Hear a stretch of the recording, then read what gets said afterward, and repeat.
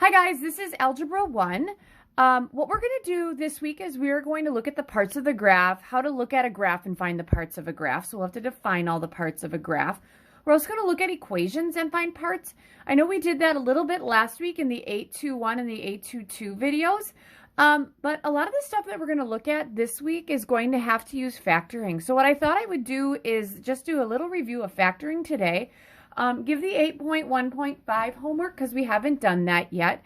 But kind of go into what this factoring is doing because I know we briefly discussed that last week. And then I'm going to give you some more definitions, okay? And that'll get you ready for your end of the week assessment because those big ideas that we wanted you to, those like need to knows or gotta knows, one of them is to be able to find the parts of a parabola in a graph and in a table and in the equation, all right? And one of the things you have to do is you have to be able to factor. So what I want to do is just take some time and factor. I am going to assign the 8.1.5 homework with this section just because there is some factoring in there and it's important for you guys to be able to do it. All right, so we're going to look at a factor review and how to find the x-intercepts and the y-intercepts in this lesson. All right, so the first thing we should always look for whenever we're factoring is that we have to look for a GCF. All right, and I'm really not seeing a GCF here. So the first one I want to factor is a 2x squared plus an 11x plus 12. All right, so there's not a GCF. So what we do is, I'm actually going to shift my box down a little bit so I can put my factored form underneath this, okay? Not the best box in the world, but there you go. And this is my diamond. So in the box and the diagonals, we always put the quadratic and the constant. So this is going to be 2x squared, and that's going to be a 12. We multiply together to get 24x squared. That's in the middle, or the top of the diamond. And in the bottom, this has to combine to give me an 11x. So factors of 24 that add or subtract to 11, I'm pretty sure that's going to give me an 8 and a 3. I'm going to throw x's with them. 8x plus 3x is 11x, and 8x times 3x is 24x squared. Great, so I'm going to throw an 8x in here and a 3x, because those sides always go there. All right, to create 2x squared and 8x, don't I need a 2x for both of them? This would be 2x, that has to be x. So 2x times x is 2x squared. If there's a 2x here, there's going to be a 2x there. 2x times something is 8x. That's 4. 4 goes here, 4 goes there. 4 times something is 12. That's 3. 3 goes here, 3 goes there. 3 times x is 3x, and that makes sense. So 2x squared plus 11x plus 12 is going to equal, it's going to be an x plus 4 times a 2x plus 3. So that's factored. All right? All right, the second one I have here is an x squared minus 25. All right, now, if you remember the shortcuts, some of you are going to be able to to factor it right away, which is awesome. But if you forgot it, I'm okay with a box and a diamond. All right, x squared goes here, negative 25 goes there. So x squared times negative 25 is negative 25x squared, right? All right, so there's no middle term here. So I'm going to make this a 0x because I'm missing it. So I need two factors that would multiply to give me negative 25x squared, but add to give me 0. Well, a 5x and a negative 5x adds to give me 0 and multiplies to give me negative 25x squared. So I'm going to put a 5x here and a negative 5x there. So x squared, that's an easy one. That's x and x, which makes sense because I need an x to make a 5x as well. X goes here, x goes here. X times 5 gives me 5x. 5 goes here, 5 goes there. 5 times negative 5 is negative 25. Negative 5 goes there, negative 5 goes there. Negative 5 times x gives me a negative 5x. So x squared minus 25 is an x minus 5 times an x plus 5. All right? So, and that would be okay if you remembered the difference of squares shortcut. All right. So, here's my next one. Number 3, we are going to factor 15x squared plus 4x minus 35. All right, so my first thing would be, is there a GCF I can take out of all of them? No, there isn't. So I'm going to make my box. And I'm going to make my diamond. All right, 15x squared goes here. Ooh, this is going to be a big one. And negative 35 goes here. All right, I'm going to get my calculator. 15 times 35 gives me 525. Oh, this is nasty. It's going to be an x squared. This is going to be a good challenge for you guys, some of you. So that's going to be a 4x. All right. So I guess that I'm looking for things that multiply to give me negative 525 and add to give me 4x. All right. I need x's in both of them. I guess that I'll put my calculator here. I would probably do 525 and divide it by 25 because that just seems like it would be a good thing. It's 21. Woohoo! Woo! I think I got it. Yep. So I'm going to take 25 times 21. Okay, one of these has to be negative because that's negative. And this is positive, so you guys okay with me making that negative 21? All right, here we go. I'm going to put 25x here and a negative 21x there. It really doesn't matter where you put it. Now, 15x squared and 25x. Both of them have a 5x in them. So I'm going to put a 5 here and then a 5 there. 5x times something is 25x. That's a 5 because 5x times 5 is 25x. Put the 5 here. 5 times something is negative 35. So that's going to be a negative 7. Negative 7 goes here. Negative 7 goes there. Negative 7 times something gives me negative 21. That'd be a 3x. If 3x goes here, isn't 3x times 5x 15x squared?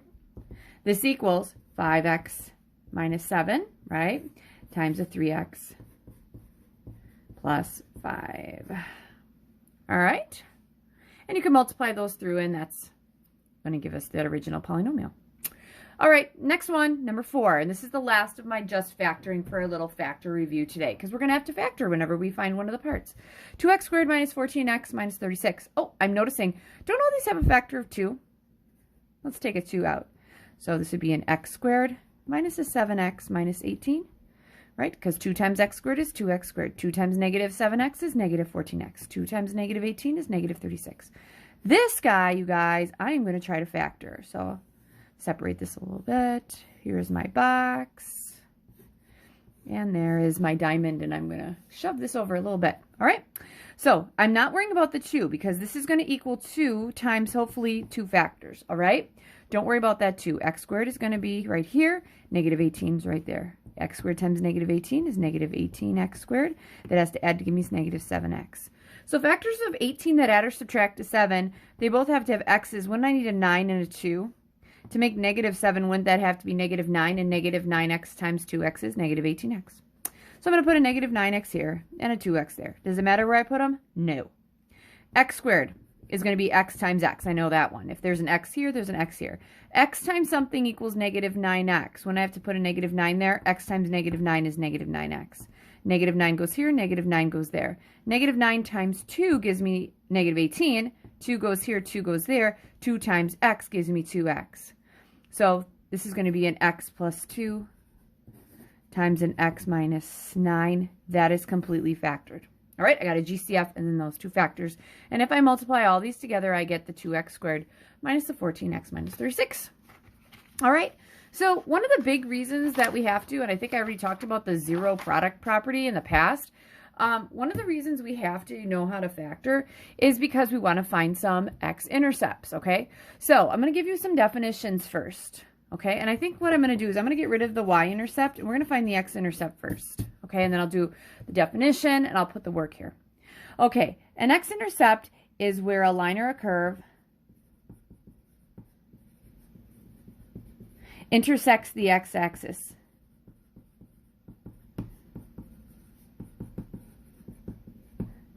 All right? So if I kind of go off to the side here and I make this, and let's say that I'm just going to make a line, okay, something like this. There we go. Good with that? Ooh, sorry. There we go. Sorry about that. So that's my line. Okay, my x-intercept, wouldn't this guy be my x-intercept? I'm sorry, that's my y-intercept. Wouldn't this be my x-intercept right here? Right. So would it make sense that any point on the x-intercept, this is where y equals 0? All right, so what we're going to do for y equals x squared minus 2x minus 24, the first thing, we're going to find the x-intercepts. So the first thing we're going to do to find the x-intercepts is we're going to make, so we're going to find the x-intercept, or intercepts, because there could be 2, for y equals x squared minus 2x minus 24. All right, so this is where y equals 0. So when I just put 0 in for y,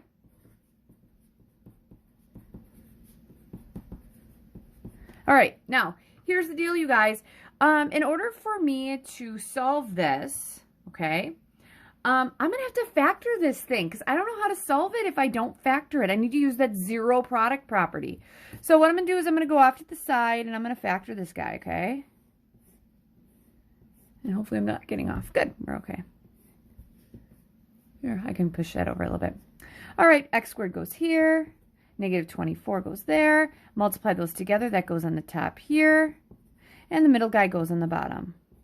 So what we're looking for factors that multiply to give us negative 24x squared and then add to give us 2x. So if I'm thinking about this right, okay, 6 and 4 is going to work, I think. Try that. This would have to be a negative 6 to give me negative 2. Negative 6x plus 4x is negative 2x. Negative 6 plus 4, that gives me, or times 4x, that gives me negative 20. I'm good with that. Negative 6x, positive 4x. X squared is going to be x times x. And x goes here and x goes here. Minus 6, because negative 6 times x is negative 6x. If a negative 6 goes here, negative 6 goes there. I'm going to put a 4 there. 4 goes down here. And 4 times that's an x. So if I want to rewrite this, isn't that the same thing as saying x plus 4 times x minus 6?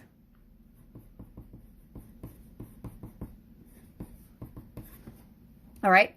So essentially, you guys, what I have is two items. I have an x plus 4 times an x minus 6. Now, those two multiply to give me 0. So if I had two numbers and I said this one times this one equals 0, and I'm not telling you what they are, wouldn't you tell me that either this one is 0 or that one is 0 or both of them are 0, right?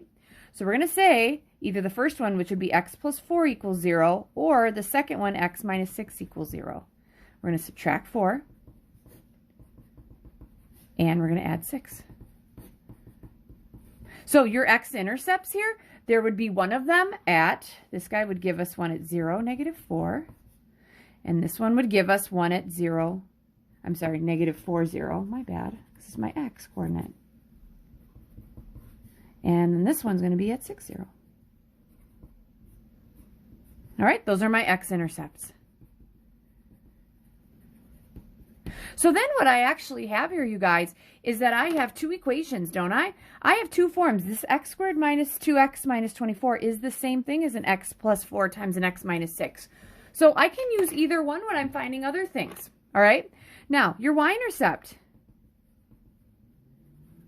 Y-intercept is where a line or a curve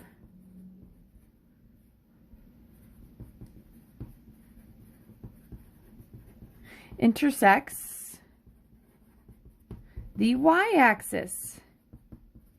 So your y-intercept, you guys, up here, wouldn't that be right there? That's my y-intercept. Kind of shove that over. There you go. See? All right. So would it make sense that every y-intercept here, wouldn't that have an x of 0? All right. So to figure out if I want my 0 to be x, I would say, okay, I want my x to be 0. Okay. Do I want to use this guy? This is what we call the standard form of the equation. Or the other one is y equals, we had what, x plus 4 times x minus 6. This is what we call factored form. Now, I'm going to be honest with you. It doesn't matter which one you want to put 0 in for x. It doesn't matter. But I would usually ask you, okay, which one do you think is easier? It's easier if I put 0 in here. Because isn't 0 squared 0? Negative 2 times 0 is 0. All this is 0. Wouldn't y have to be negative 24? So I'd say, okay, if I make my x equal to 0, y is going to equal whatever 0 squared is, minus 2 times 0 minus 24. Well, this is all gone. Y equals negative 24. That's the point, 0, negative 24. So I have my x-intercepts, and I also have my y-intercept. All right. Now, if I chose to use factored form, that would just be y equals, I would end up throwing in, a 0 in here and here. So I'd have 0 plus 4 times 0 minus 6. Well, 0 plus 4 is 4. 0 times minus 6 is a negative 6. Y equals negative 24. That just checks and it's the same thing. All right. So that's just a little factor review. And then in the next video, what I'm going to do is I'm going to actually use all this stuff to create a graph and also find the vertex, which we've talked about before. All right. So you're going back to the 8.1 homework, and this will be on IC, or 8.1.5 homework. And you guys are going to do questions 849 to 854. Or 853. All right. And that'll be an IC. Okay. Good luck.